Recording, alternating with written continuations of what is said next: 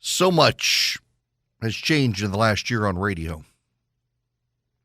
And notice how little has changed since Rush and I had that conversation in 2013. Welcome, it's Eric Erickson here. Unfortunately, it's my show and not his.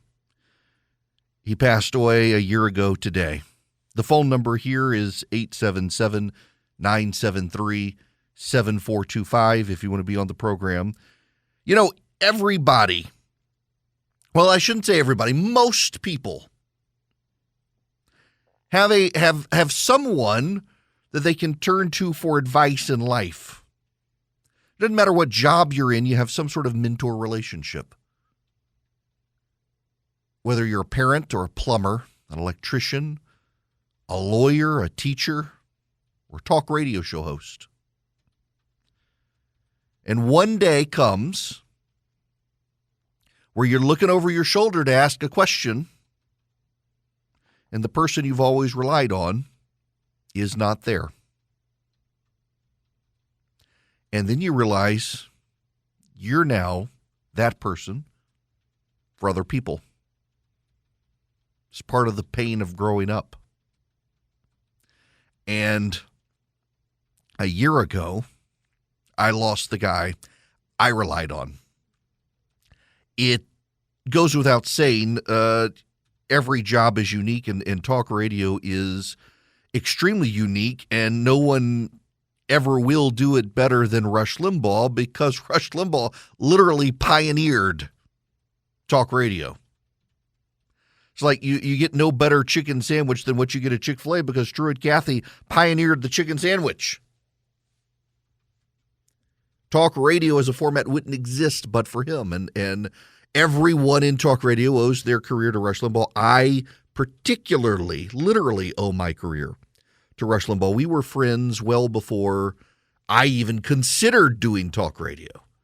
We knew each other. I remember one of the times in my life I remember my dad calling me to tell me how proud he was of me was Rush had referenced me as his friend on radio. And we were friends. And we chatted often, usually by email because of his hearing, occasionally by phone. One of the few times I ever got him mad, he called and chewed me out on the phone. It was a misunderstanding and he felt terrible. He called me once when I was in the hospital to check on me, called me to check on my wife when we found out about her cancer, and he died of what she had. It was the number of people who I smoke cigars infrequently, occasionally, in honor of him. If I had a studio where I could do it, I probably would, just in honor of him. He did not get cancer from smoking. It was genetic, like my wife. There was no cure. And unlike my wife, they caught his too late to do much. When I was at CNN, a local guy got arrested in a crack house. They needed somebody on the radio in Macon, Georgia, on a Cumulus station, 940 WMAC. And they called and asked if I would do it for a day, and a day wound up being 3 months. Bob Neal, the president of Cox Media, happened to hear me and offered me Herman Cain's job.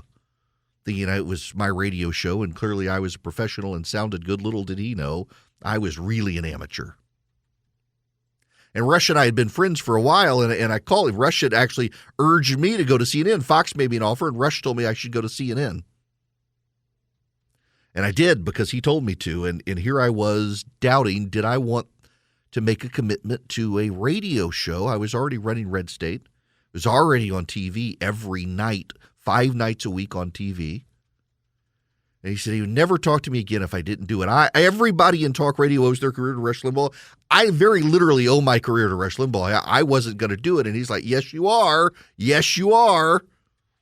And so I did it. And he told me, I'll never forget, the contract came through. I was looking at the contract. He told me not to get an agent, do it myself, build that relationship with radio. I was at a hotel, the Wessex Hotel in New York City, for a TV hit. And I think it was a book. CNN was allowing me to go on Fox, and the contract was there, and we were trading notes back and forth. And he told me if ever I had a question, he would be there to answer it, and he was. I could send Rush Limbaugh, I don't know when he slept, I could send him an email at 3 o'clock in the morning and get a reply back. Only later in life was he slower to respond. But for a time there, I mean, he was like me, an insomniac, always up, always reading, always at the news. And I remember one time commenting, I had gotten to fill in for Rush. Filled in for him for several years. It was great. The very first time I heard that music start up and I was sitting in Rush Limbaugh's chair, in Rush Limbaugh's office at Rockefeller Center in New York City, I froze.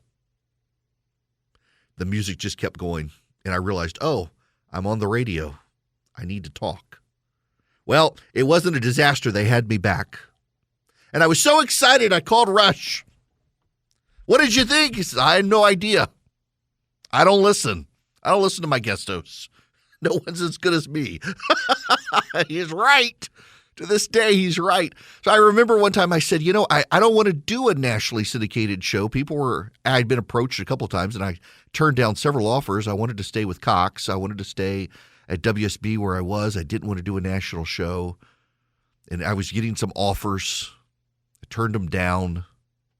And I said to him, I never want to do a national show because, there's never going to be the opportunity to be number one as long as you're around. And he just said, matter of factly, when I'm dead, you still won't be as good as me, so don't worry about it. Be yourself. Don't be me. And it gave me license to do better radio instead of trying to do a bad Rush Limbaugh impression. And I'm very much like him. I don't listen to my guest hosts. I don't have on a lot of interviews. He told me one time, I asked him, he doesn't do a lot of interviews. Everybody clamors to be on Rush. So, my gosh, you'd fill in for Rush Limbaugh? And if you mentioned it, you would get inundated with people. Hey, can I be on with you? Can I be on with you? No. And he told me, this was his insight in radio, and it's kind of the one that guides me. If he does an interview with someone, it better be for a real good reason, because he is having a conversation with his friend, wherever they are, and for him to invite a third party in the conversation is rude. Unless there's a good reason to invite a third party into that conversation, that person is interrupting Rush's conversation with his friend in the car, or the office, or the home, or wherever they are. It was really insightful on how intimate the medium of radio is. You guys don't realize it, but so when I go out and get recognized, if I have my back to people and they hear my voice, they know who I am. And if I face them, it befuddles them. They don't know who it is at first. Usually they figure it out. That's how intimate the medium of radio is. You hear the person's voice. Rush, he not just knew that, he really pioneered it in talk radio. He was unique. My ratings last year in Atlanta, my flagship station, biggest talk station in the country, my ratings last year while the Braves were going to the World Series were actually higher than Rush's ratings were in 2020 during the middle of the presidential campaign, the general election, and the aftermath thereof. And I know he would appreciate that. And also, no, I'm no Rush Limbaugh. I'm not. No one else is. And too many people have gotten behind a microphone and decided that, I can be the next Rush. You'll never be the next Rush. No one's going to be the next Rush. You get to sit in a chair and occupy a microphone in the same time slot that he had, but you will never be him. And so much of conservative talk radio is, well, I'm just going to sling red meat. It's not going to be very thoughtful. It's going to be the talking point. It's going to be what the audience wants to hear. One of the things he told me is never get held hijacked by your audience. Build a relationship with them so your relationship can breathe. You can agree to disagree. And too many people have gotten captured by their audiences in ways he never would allow himself to be because he was friends with the people. You could even, the very first time I met Rush Limbaugh, I actually emailed him. What was it? It was lrushbo@eibnet.com. That was the public email address. And I emailed him, and I got a response back from someone claiming to be him. And like when people email me and I reply back, I didn't think it was him, and it was him. And he began to teach me even then how to be engaged with your audience. I can't respond to all the emails. I get thousands of emails a day, as did he. But he happened to stumble upon mine when he was reading his emails from listeners. You can email me, Eric@ewerickson.com. And he stumbled upon my email and we struck up a relationship, and he sent me his private email address shortly thereafter. He knew who I was. He was the editor of Red State, and we struck up a friendship, and we got together on occasion. We got together at CPAC one year when that year he spoke in Washington. I would go down to Palm Beach. Never played golf with him. I am such a terrible golfer, and I committed to get better so that I could play with him, and sadly never got up to speed before he passed away. It's unfathomable to think that he's gone. We have his voice, but we don't have him. So much of what he said is prescient. Like the opening bit I chose in particular, not because it referenced me, although that was cool, but it was his point that, so many leaders in Washington, regardless of party, they just want to be liked. They don't want to stand for principle. They don't want to stand for conviction. They will sell out their own side to be liked by the press. We see that now in conversations we're having on the future of the Republican Party and the people who get gigs at the Atlantic and the New York Times and the Washington Post, and the politicians who they want a focus group. They don't want to have conviction. Rush had conviction. And, he and I didn't always agree. We didn't always see eye to eye on stuff, but he always had my back. He was always willing to give me advice on how to build a relationship with an audience, how to maintain that relationship, even how to talk on the radio, how sometimes you have to get very close to the microphone. And sometimes you can stand back and rip it down to the fundamentals. He was never unwavering in his support and advice. Getting to fill in for him was surreal. I grew up in Dubai, lost track and touch with every single person I went to school with. And I filled in for Rush Limbaugh and started hearing from people I hadn't heard from since 9th grade. That's how massive his audience was. And he is dearly, deeply missed. Every one of us has someone that we can call upon and say, hey, I just don't know what I should do. What do you think about this? And they give us advice. And one day that person is gone, and you realize you've become that person for other people, consciously or not. And part of turning around and realizing there's no one there but you is realizing that you wouldn't be there turning around but for that person. And I have those memories, and I have this microphone, and I can remember my friend who passed away a year ago today from the cancer that now my wife is battling. And she, my wife, has a cell phone that he sent her because in one of our very last conversations, he told me I was not doing my husbandly duty of keeping my wife up to date on the latest iPhone, so she had an iPhone better than I did, thanks to him. All he wanted to know was, would it upset her if it was blue? I said nope, and he overnighted it to her to make sure she had a better iPhone than me. That's the sort of guy he was. And I say this, we had this relationship, and I'm not alone. A whole lot of other people did too. That's the sort of man he was. And that's why we should pause here at the beginning today and honor the memory of the man, but for whom I would not have this job, nor would anyone else in talk radio, because he not only built it, he saved it. I sleep well at night under Boll and Branch sheets. And I need to tell you, my family, we were customers before I started endorsing them. It's what I like to do. I like to be familiar with the product and like it. And I love the Boll and Branch sheets. One of the reasons I love them is because they are super soft sheets. I got to say that word right. But they've got a little weight to them. So you feel somewhat more snuggled. Like I've got some sheets that came with the new mattress, and they're so light. It's like there's nothing on top of you, and I can't sleep well with them because it's just, and then they bunch up the satiny soft feel of the Boll and Branch sheets. It makes a real big difference. Listen, you've got so many options out there right now. You can go to a department store, you have so many options, but there's no reason to, because with Boll and Branch, you get high quality sheets. They've got a great thread count. They're perfect. They've got plenty of color options. You sleep well under them because they're soft and they're durable and they've got a little bit of weight, the perfect amount of weight for a sheet. Now, I want you to go out there and order Boll and Branch sheets because they are comfortable.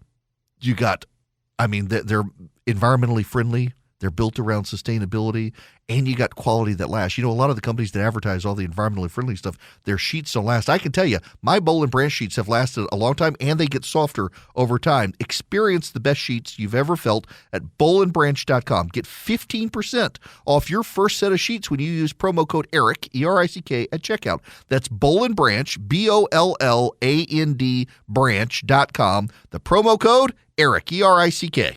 Holy moly. This just overwhelms. All right, we need to go to the phones. Gavin, you're going to be up first today. Welcome to the program. Hey, Eric, how are you? I'm good. How are you? I'm doing great. I am actually one of your Atlanta listeners. Well, thank you. Hey, I just wanted to say that I really, really appreciate everything that you do for all of us listeners, and I read your newsletter in the morning, and I know you're not as good as Rush, but I don't think anybody could do as good of a job as you've done so far. Well, look, I appreciate it very much. I do. Thank you. Thank you very much for that. It's a joy to be able to do this job. And I mean, I really wouldn't be doing it but for him. It's kind of overwhelming, and I know I got to move. There's actually news, and I've got to get to it. And I could spend the whole day telling stories about my interactions with Rush. He was such a great guy, really a great guy. And I know his brother David as well, and David is just a super sharp guy. In fact, David reached out to me a while back and says, "Why am I not your agent?" I said, "Because your brother said you couldn't do it. You were too busy." So yeah, I got a fallback in the wings if I ever need an agent. David has volunteered. They're what a phenomenal family of people, and just what a great guy. And man, listening to that music start the show, maybe I should play that. I got my own stuff. I'm my own guy. He told me to be, so I am. It is Eric Erickson here. The phone number 877-97-ERIC, 877-973-7425. Let's go to the phones. Lewis, you're going to be up next. Welcome to the program. Eric, I grew up in DeKalb County, and I grew up in DeKalb County schools back in the 70s. And back then, I think the curriculum we had was Scott Forsman. They were a printer of mathematics and stuff that we learned in school. But also, I was in small learning classes, which they called SLD. And then the teachers would have a hard time figuring out what's wrong with the kid, so the parents had to take to the psychiatrist, and the psychiatrist would say, okay, let's put the kid on Ritalin. And I think back then it was, let's leave it up to the teacher, let's leave it up to the counselor, let's leave it up to the pill to think you're going to control the child. And what happened was I got really, really behind. And the focus was not on the child. It was on just trying to cure the child with a pill. And I think a lot of parents put a lot of trust and effort into the school instead of being there for the child itself. Now, I come from a family of 3 different siblings, but this was an issue in DeKalb County, and I think it still is today. And I think somehow the kid just slips through the cracks without the teacher and the parent realizing that. And then we have this big problem where you have this CRT stuff. We didn't have that when I was coming up, but that's what was going on in the 70s back then and trying to have issues with kids. Yeah, it's become so much more prevalent now, particularly as the rise of single-parent households and kids going to school, oftentimes with the parent at work having to get themselves. I'll be honest with you guys. I mean, try to live life as transparently as I can with y'all. Our son, we've had several teachers tell us over time that he has probably ADHD, and just with behavioral stuff. Great, sweetest kid, kind heart. But sometimes has his focus problems. He focuses on certain things very, very well and not other things. And just several teachers have said this, and we waited. Several people say, wait at least until puberty and stuff, hormones and stuff can really change it. And we finally took him to a specialist, and we found a particular specialist who is very anti-medicating kids. Like, this is a natural behavior. Let's steer it as best we can and teach behavioral habits to be able to overcome it. And we're going through a full evaluation, I guess, in another month or so with him, but just some of the constructive stuff down to get him an exercise, one of those Swiss exercise balls to sit on instead of a chair when he is when he's studying, because sometimes just the rocking and the bouncing, it helps him. He can focus on what he's doing as long as that rhythm is there and things like that. And it really has worked, stuff we'd never even thought of that wasn't here. Just give your kid a pill. We're a little skeptical of just applying pills in the kids. And we've had so much abdication of this for so long, and now parents have swung back into the driver's seat because of seeing the failures of the government-run schools during Zoom calls. Well, there are some great ones out there, but so many people don't have access to those schools. And can we shape it up and give kids access to those schools? In Georgia and Oklahoma right now, they seem to be the latest pushing towards some meaningful level of school choice. And, of course, the teachers' unions and the teachers' groups and the Democrats are coming out to get them and to kill the legislation. But parents are standing up. In fact, I'm in Georgia, and just so y'all know, on the 22nd, it's going to be School Choice Day in Georgia.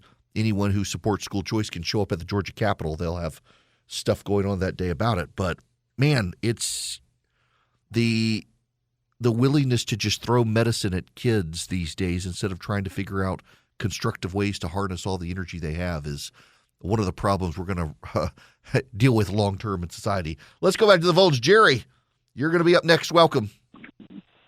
Hey, thanks, Eric. Hey, Eric, I've been reading some and listening to a lot of really smart people on the right these last couple of days regarding the Washington Post and what they're doing regarding going after the donors on these truckers in Canada. And their outrage. And I'm like, does our side understand who they're dealing with? Because I don't know if you remember back in 2008 during the Obama campaign when the guy named Joe the plumber had the audacity to ask Obama about his economic plan. And the press and the media killed this guy. Who is Joe Plumber? Is he really a plumber? They went after this guy and just vilified him, and no one held him accountable. And I'm like, that just happened about 15 years ago. It's like, do people not realize who you're dealing with? No accountability. So, yes, they're going to take you to the next level. And I'm just kind of worried that does our side understand who the left is and who they're really dealing with and how they're out to play for keeps? I just want to get your thoughts on that. Yeah, Jerry, I think more and more we do. And the question is, how do you respond? There are some on the right who want to do the same thing. I'm not in that camp. I'm not going to sell my soul for short-term politics. And, I mean, the voters are rejecting their approach. I don't understand the people on the right who wish to go down this rabbit hole and behave in the way the left has behaved when the voters are turned off by it. The voters reject it. Now, for those of you who haven't paid attention to the full story here, a hacker hacked into the fundraising portal where people were raising money to help the Canadian truckers and released publicly the data on all of those people, and then went on social media and started bragging about costing people their jobs who had helped the truckers. American and Canadian reporters are now harassing those people. Well, we're just asking questions. We just want to confirm it's true by displaying these people's pictures in our newspapers and making sure people know they donated. It's really disgusting what they're doing. How disgusting is it? Y'all may need to sit down on the fainting couch for this one. Ilhan Omar, yes, Ilhan Omar, Congresswoman Ilhan Omar of the Squad, she agrees with us. She's condemning reporters for harassing, generating harassment, and otherwise probing donors to the movement for the truckers. I'm not making that up. She actually is. She actually is out there condemning them. She's tweeted about it and said it's inappropriate to harass people who give money to political causes, to middle-class people who give money to political causes. She's right. You know, this goes back, the left weaponized political disclosures. I talked about this yesterday, and I don't want to repeat everything I said yesterday, but the left started this back during Proposition 8 in California, which was the anti-gay marriage provision that would amend the Constitution of the state of California to support traditional marriage, and it passed. The state of California passed a ban on gay marriage. And there was an effort to undo it. They claimed that it was not enough people showed up. Nobody took it seriously. It was a Black and Hispanic coalition in California that supported it. White people overwhelmingly rejected it. This was before the Obergefell decision. And in fact, it led to the Obergefell decision. The state of California refused to defend the proposition in court. What progressive activists began doing was using the disclosures of the donors and targeting them. Brandon Ike was a well-known, highly regarded Mormon technology guru. He was on the board of the Mozilla Foundation that does the Firefox web browser. He got put in the CEO position, and within weeks he lost his job because he had donated to the Proposition 8 campaign. He's a Mormon, believed fundamentally in traditional marriage and supported that amendment and was driven out of his job because of it. A waitress in Los Angeles lost her job because they called themselves No Hate, play off the Proposition 8. No, it was NOH8, No Hate. Activists showed up at her restaurant and demanded that she be fired for supporting it or they would boycott and harass the business. She was fired. Happened around the country. And now in Canada, people who donate to the truckers are being harassed. A woman had to close up her her gelato shop, because they were getting death threats. People were threatening to firebomb and throw bricks through the window because she supported the truckers. They're coming for the bank accounts of people who donated money now. And, you know, here's the thing you got to pay attention to. Twitter has refused to turn off the account of the hackers. When Hunter Biden's information was leaked, Twitter shut down the New York Post and said it was essentially using things that were ill-gotten. They couldn't use it. They turned them off. This hacker has admitted to hacking to take the documents, and the people who run Twitter are like, oh, not a problem. Oh, by the way, here's all the addresses of the people. You're not allowed to show addresses on Twitter, but we'll make an exception here. It's a sustained level of harassment. The left has weaponized donations, which is why they should no longer be transparent. This is why they should no longer be disclosed. California Democrats have pioneered this, going after people who support pro-life causes. You know, there was a bill in California that would require that pro-life clinics, crisis pregnancy clinics that were pro-life, would have to disclose their donors. Or look at the gun registry in New York. The gun registry in New York listed all the gun owners in New York, and they made it public. They gave it out to the media, so the media began harassing gun owners in New York, publishing them in the newspaper. I think it was the New York Daily News or the New York Observer began publishing all of the homes that had guns in them in New York. It's striking to see the media embrace this, only against the left, though, or only against the right. If the right did this, if the right disclosed this, you know Twitter would come down on them. We're dealing with double standards. Now, life ain't fair, folks. Life's not fair. You have to try to navigate a world that is not fair, and that doesn't mean you have to embrace their techniques, because, frankly, you using their techniques, it's not going to work against them the way you think it will. And the public has rejected that. This turns the public off. In fact, it makes the public more sympathetic to that cause typically. This will blow up in their faces because they can't help but overplay their hand. But you got to be mindful of what's happening. And you also have to do something that becomes hard to do. You still have to give the money. You still have to donate. You still have to do it because that's what they want. They're engaged in this harassment, not just as punishment, but deterrence. They want to deter you from giving more money. So, for example, a lot of people are buying gift cards now to the ice cream shop in Canada that's been harassed in Ottawa. Other people are trying to find ways to get money to the truckers. One of the major tow truck operators in Canada is saying they're not going to help tow the trucks. You can't make them work. Justin Trudeau's not very good at this sort of stuff. He's very petulant. It's probably going to blow up in his face. They will overplay their hand.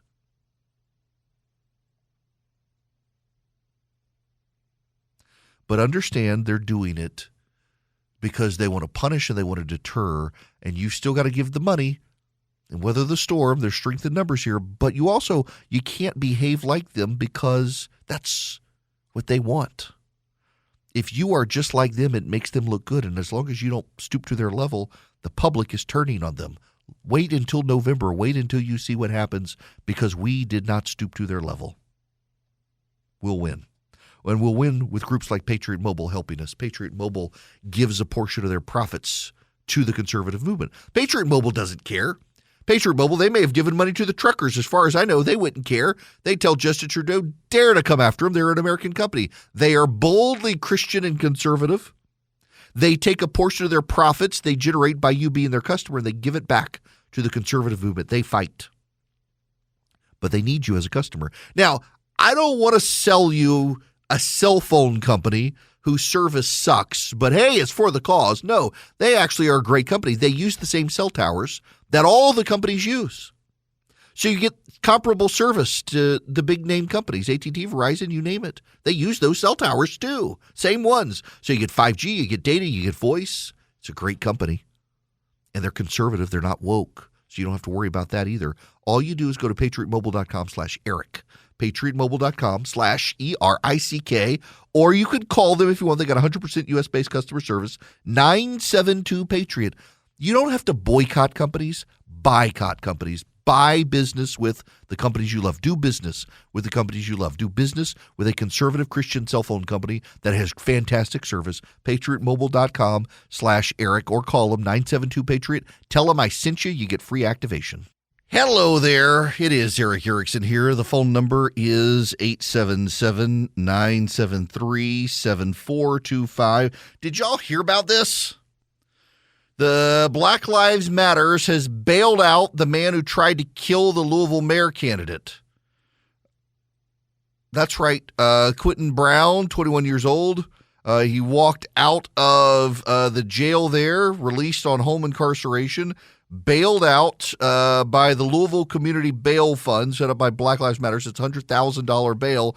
The kid tried to shoot a Democratic mayoral candidate.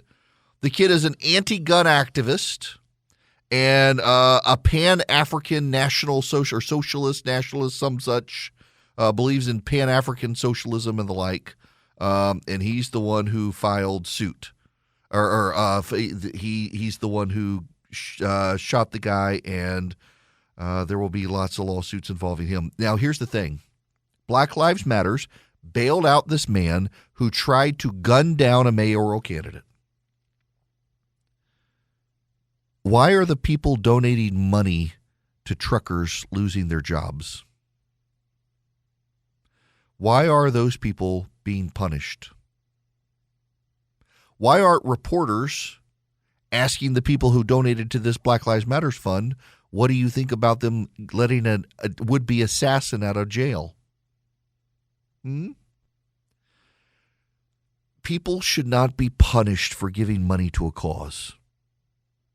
But you cannot be surprised if some people start getting punished though that side's tribe is going to get very tribal and go after the other side. Yeah, I mean, you can't be surprised by that, the tit for tat that happens. And because the one side is more culturally dominant with the media and businesses and progressive governments, it's going to make the other side even more angry and even more prone to a rash response. I'm telling you, it's coming. And I won't be surprised when it happens. And there will be a whole lot of people who get hurt in the process. Either you allow people to make donations to causes they support without repercussion, or everyone on every side has repercussions for donating. That's the way it has to work. Now, when we come back,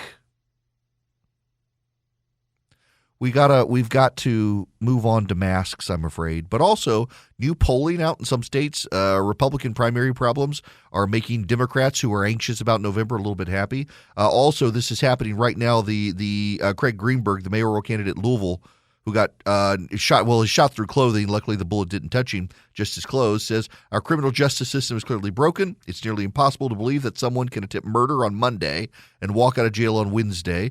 If someone is struggling with a mental illness and is in custody, they should be evaluated and treated in custody. We must work together to fix the system. Sadly, like others who suffer from a broken system, my team and family have been traumatized again by this news. That said, I trust Louisville Metropolitan Police Department to carry out this investigation properly, so the individual responsible for trying to kill me will be prosecuted appropriately. Good statement from him. He says, Mr. Brown and his family are hurting. My family and my team are hurting. I pray for everyone involved. My goodness. It's 2022. Things are still crazy. Things haven't settled down. And now you got the Federal Reserve and interest rates. You got the economy. You got inflation. A lot of banks won't even return your phone call. Let's say you're a small business and you need a loan for $750,000 or higher. You see an opportunity where banks, they don't even want to see you. You want to buy a building, you want to build a building, reach out to the Frost family at First Liberty Building and Loan. They've been helping small businesses become big businesses since the 1990s. They want to help you if they can. So spend 10 minutes with them. See if you're a good fit for them and they're a good fit for you. Their website is firstlibertyga.com. That's firstlibertyga.com. Again, you need a loan, $750,000 or higher. You're a small business and you see an opportunity to grow. Share it with the Frost family and see if they can help you. Firstlibertyga.com. That's firstlibertyga.com. First Liberty Building and Loan can help businesses nationwide become bigger businesses. The regular season is heating up. New stars are emerging, and that means more opportunities to win up to 25 times your cash on Prize Picks, the most exciting way to play daily fantasy sports. Just select 2 or more players, pick more or less on their projection on a wide variety of stats, and place your entry. It's that easy. Let it fly to turn $10 into $250 with just a few taps. Easy gameplay, quick withdrawals, and injury insurance on your picks are what make Prize Picks the #1 daily fantasy sports app. Watch your favorite players and get paid doing it this basketball season. See your entries make progress during the game or make new entries for the second half and the fourth quarter. 3-pointers, assists, rebounds, and everything in between are yours for the taking. Join the Prize Picks community of more than 7 million players who have already signed up. Right now, Prize Picks will match your first deposit of up to $100. Just download the Prize Picks app and use code GET100. That's code GET100 on Prize Picks for a first deposit match of up to $100. Prize Picks. Pick more, pick less. It's that easy.